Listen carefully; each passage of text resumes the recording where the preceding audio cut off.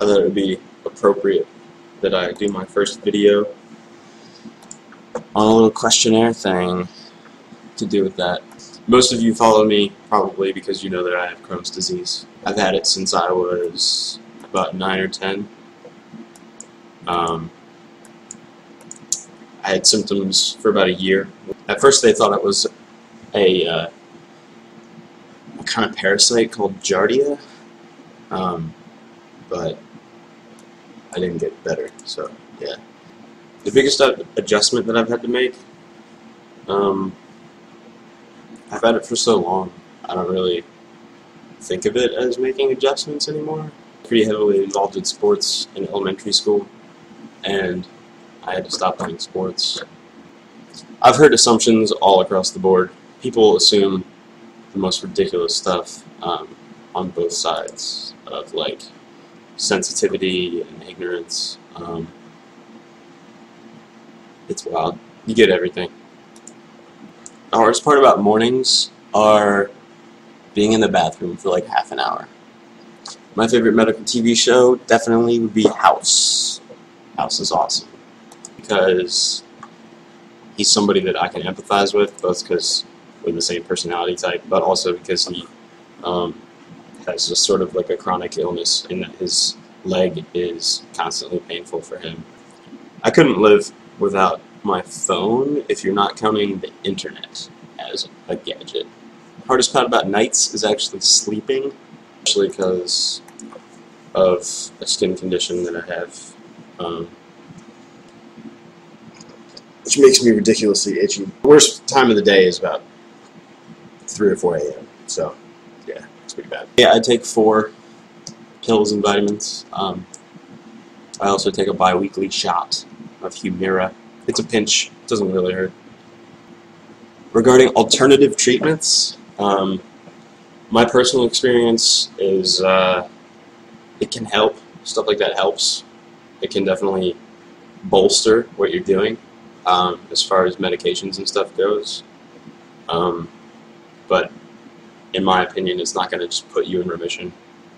If I had to choose between an invisible illness or a visible illness, it's kind of tough, but I would probably say invisible, because you get that opportunity to put on the facade and to appear normal in situations if you want to. You have, like, most of the time you have that option. What I've noticed, especially now that I have like a visible sort of skin condition, people are really nosy. Like people just comment on stuff and they're really not sensitive, like, at all. Even like strangers, just in the public. But it's whatever. It's mostly innocent, you know, you can't really blame people. Regarding working and career and stuff, obviously there are some like careers and stuff like that that are just sort of impractical that I would never feasibly be able to do with my health condition.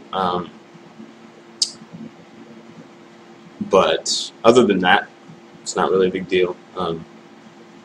I have to make sure, obviously, like on a job, I have access to a toilet and stuff like that. People would be surprised to know how much guys pee on toilet seats. I don't only pee often, so when I do, the stand-up pee is it's quite an enjoyable experience. It's pretty phenomenal. There are adults that make poop jokes. The hardest thing for me to accept, probably the permanence of it, the fact that the illness is never going to go away. It actually, I would say, it takes most people several years to really have that impact sort of like sink in on them, to actually be aware of the weight of having an illness that never goes away. Something I never thought I could do with my illness that I did, probably have a relationship, have a girlfriend. When I was diagnosed as a youngster, I was pretty discouraged at my romantic opportunities. Commercials about my illness are pretty non-existent. I don't think I've ever seen a commercial about Crohn's. I think I may have seen 1 or 2 Remicade TV commercials, but other than that, it was just advertising the drug. it wasn't just advertising Crohn's. So. Something that I miss doing is probably camping, hiking, and stuff. I used to hate it because my family would take summer trips and it would just be excruciating as a child. But now, as a young adult, I want to be able to like travel and do stuff. But it makes it really difficult when everything has to be like an attack plan. A new hobby. I took up a lot of stuff. It's hard to speculate, you know? It's hard to speculate on what I would do if I wasn't diagnosed because it's been so long. My illness has taught me to be ridiculously meticulous and just pedantic almost for certain stuff. I mean, to avoid having accidents on a realistic basis, your life has to be basically strategized and formulated. So, one thing that gets under my skin is when people say, "Are you sure you can eat that?" Like, I don't pay attention to my own body, my own digestive tract with this disease. If I'm like too tired or not feeling well to do something or to go out, if I have to like cancel last minute, it's really awesome when my friends are like, "That's cool, I understand." I don't really have a favorite motto or like quote or anything like that that gets me through tough times. I take stuff from all over. Everything is inspiring. Isn't that what Tumblr's for? When someone's diagnosed, I'd like to tell them that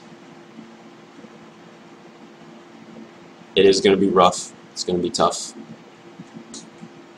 Shit's going to suck for a long time, but it does get better. It's definitely a war that never ends, but it's a war that you can win battles in. You can still have personal fulfillment, for sure. Something that has surprised me about living with an illness is how little healthy people think about certain stuff. Most people can just take their bodies for granted and just not really worry about what's going on. It borders on like spoon theory. If you've never heard of spoon theory, Google it. It's an awesome example of how chronic illnesses affect you. I'm involved with Invisible Illness Week because it's my life.